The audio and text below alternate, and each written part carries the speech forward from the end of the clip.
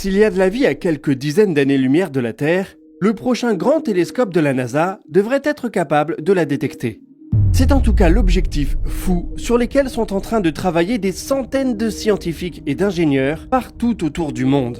Ils conçoivent l'Habitable Worlds Observatory, un télescope ultra performant exploitant des technologies nouvelles pour répondre à une des grandes questions de notre espèce: sommes-nous seuls dans l'univers ?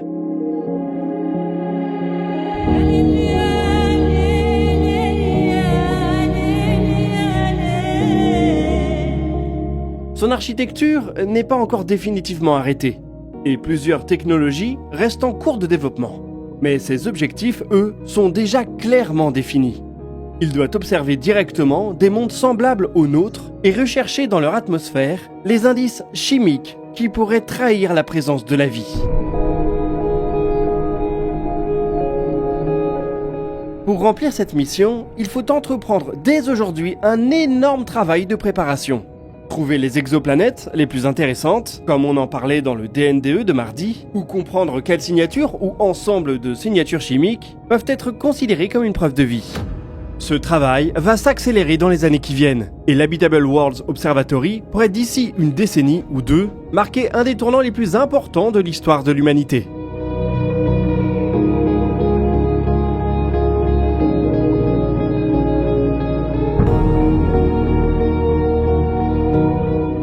Pour comprendre pourquoi un nouvel observatoire est nécessaire, il faut d'abord regarder les limites des instruments actuels. Prenons l'exemple de James Webb. Ces observations des atmosphères d'exoplanètes ont déjà révolutionné notre compréhension de ces mondes. Mais elles reposent presque toutes sur une même technique, le transit. Lorsque la planète passe devant son étoile, une infime partie de la lumière de cette dernière traverse son atmosphère avant de nous parvenir. En analysant cette lumière, les astronomes peuvent y détecter les traces laissées par certains gaz. C'est une méthode extrêmement puissante, mais qui ne fonctionne que pour une petite fraction des exoplanètes, celle dont l'orbite est parfaitement alignée avec notre ligne de visée. La sensibilité de James Webb, aussi impressionnante soit-elle, le limite par ailleurs à des analyses de planètes sensiblement plus grosses que la Terre. Elles ne sont pas inintéressantes, mais on sait qu'il doit exister des mondes encore plus prometteurs.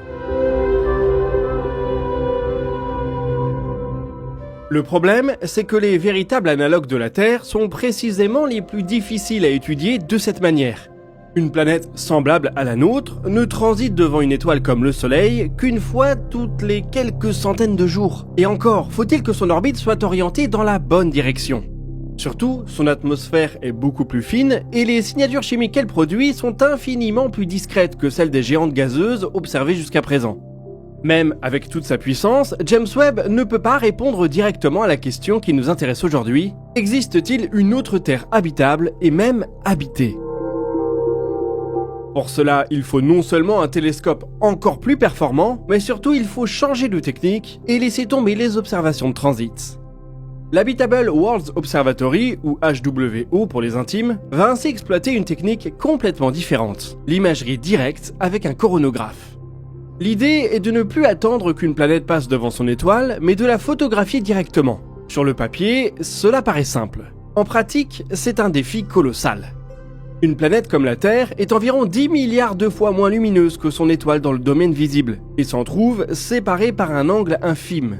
Depuis plusieurs dizaines d'années-lumière, c'est un peu comme essayer de distinguer la lueur d'une luciole volant juste à côté d'un puissant phare.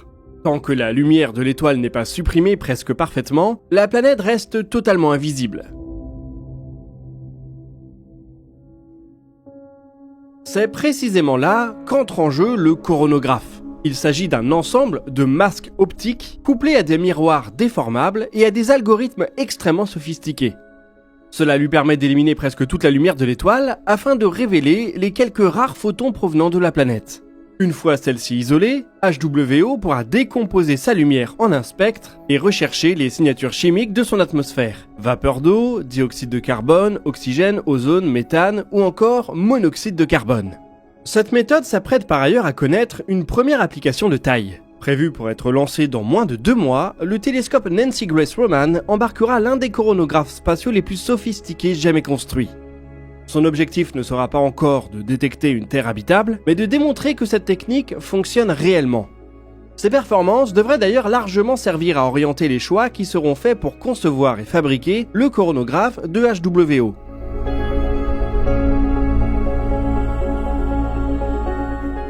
Le coronographe n'est cependant pas le seul défi technologique que HWO devra relever. Pour distinguer une planète 10 milliards de fois moins lumineuse que son étoile, il ne suffit pas de bloquer la lumière de cette dernière. L'ensemble du télescope doit conserver une stabilité absolument exceptionnelle. La moindre vibration, la moindre infime variation de température suffit pour gâcher une observation.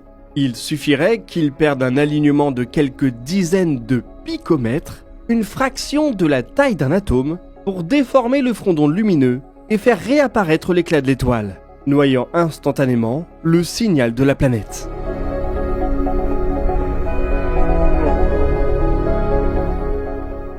Atteindre un tel niveau de précision demandera des systèmes de contrôle sans précédent. C'est en partie là que des années de développement sont encore nécessaires. C'est un niveau de tolérance qui a peu d'équivalent, toute industrie confondue. James Webb a une stabilité de l'ordre du nanomètre, ce qui est déjà exceptionnel. HWO devra être 1000 fois plus stable. Cette exigence s'étend également au miroir principal, dont la qualité devra être sans précédent. Comme pour James Webb, ce sera un miroir segmenté, ce qui devrait lui permettre d'atteindre une taille appréciable, probablement entre 6 et 8 mètres. Chaque segment devra être poli avec une précision extrême, puis aligné en permanence afin que l'ensemble se comporte comme une seule surface optique parfaite. Pour atteindre ces performances, la NASA développe déjà une toute nouvelle génération de technologies. Des actionneurs nanométriques, des capteurs capables de mesurer les plus infimes déformations et les algorithmes qui permettront de piloter tout ça en temps réel. Une grande partie de ces innovations est en cours de maturation, ce qui explique pourquoi l'architecture finale de HWO n'est pas encore figée. Avant de construire le télescope qui cherchera une autre Terre, il faut d'abord inventer les technologies qui vont rendre la prouesse possible. Cette précision extrême, c'est ce qui doit permettre d'obtenir des indices inédits sur des planètes semblables à la Terre, ce qui devrait permettre d'ouvrir une enquête qui s'annonce passionnante.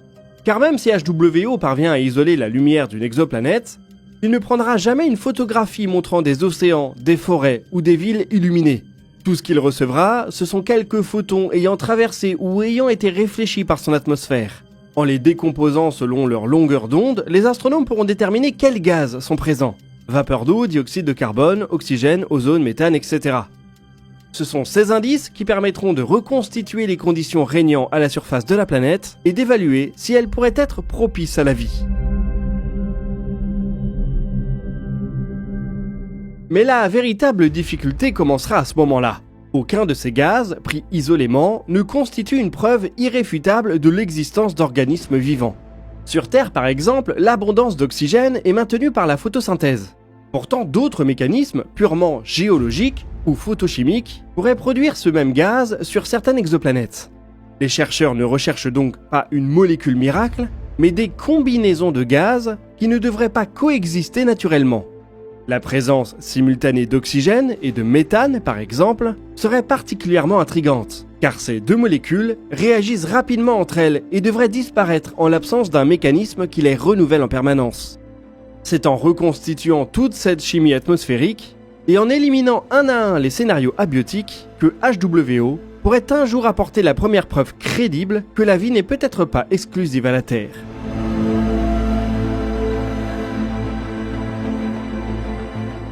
Encore faut-il savoir où regarder. Contrairement aux grands relevés d'exoplanètes qui observent des milliers voire des millions d'étoiles, HWO devra se montrer extrêmement sélectif. Sa mission se concentrera probablement sur 25 à 50 systèmes planétaires, choisis parmi les meilleurs candidats situés dans le voisinage du Soleil. Cette sélection drastique s'explique par une contrainte toute simple. Plus une étoile est éloignée, plus la séparation apparente entre elle et une éventuelle planète de type terrestre devient faible, jusqu'à devenir impossible à résoudre même avec un télescope aussi ambitieux. À cela s'ajoute un autre critère essentiel. Les étoiles devront être suffisamment calmes et stables pour ne pas masquer les faibles signaux recherchés. Avant même le lancement de HWO, les astronomes travaillent donc à dresser le catalogue des cibles les plus prometteuses en étudiant leur activité, leur variabilité et la présence éventuelle de planètes rocheuses dans leur zone habitable.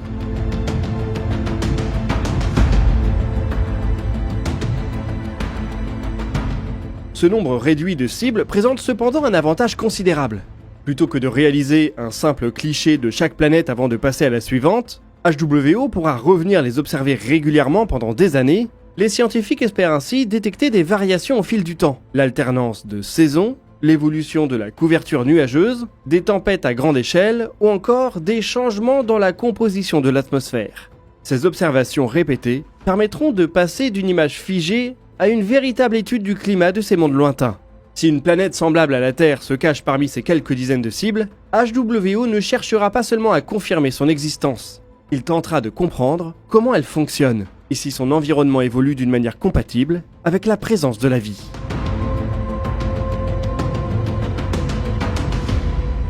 On n'a pas encore la liste des étoiles qui seront observées, mais certaines candidates émergent déjà.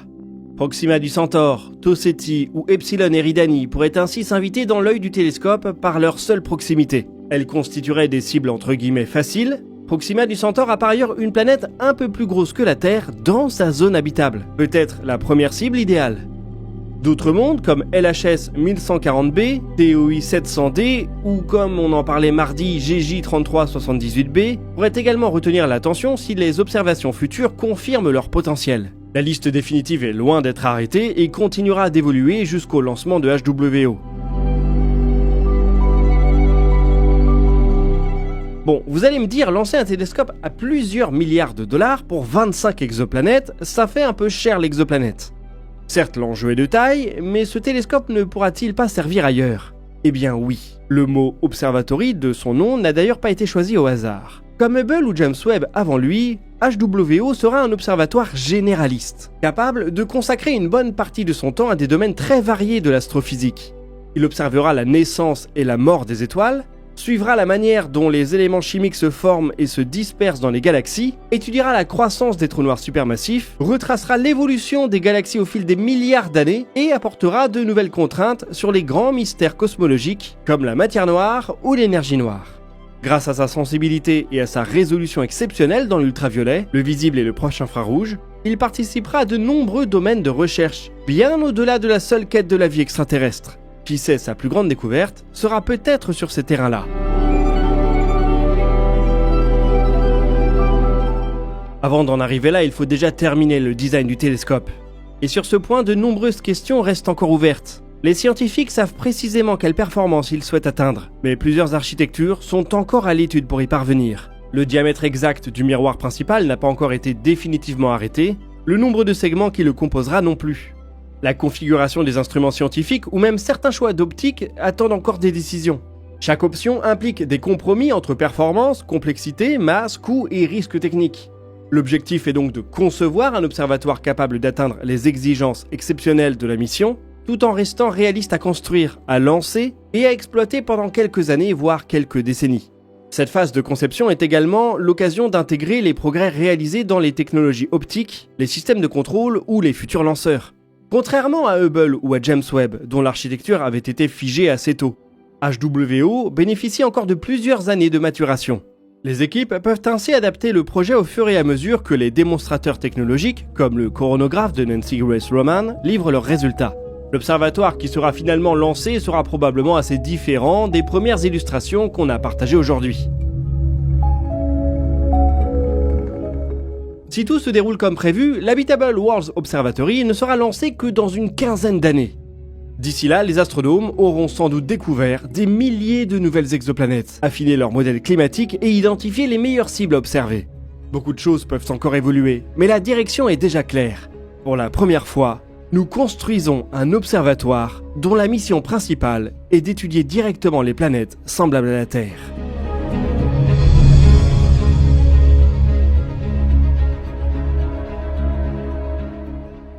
Il est évidemment impossible de savoir ce que HWO découvrira. Peut-être ne trouvera-t-il aucune biosignature convaincante. Peut-être mettra-t-il en évidence des atmosphères radicalement différentes de la nôtre.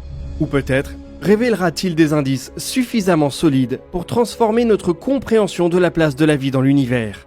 Quelles que soient les réponses, elles reposeront enfin sur des observations directes plutôt que sur des spéculations.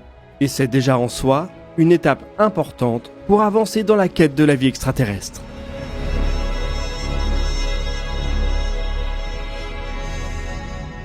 Allez, voilà qui boucle ce dossier de l'espace. Je vous invite à partager vos questions et remarques dans les commentaires. Vous pouvez consulter la description pour retrouver nos sources. Quant à nous, on se donne rendez-vous la semaine prochaine pour un nouveau DNDE, et d'ici là, citoyennes, citoyens, portez-vous bien.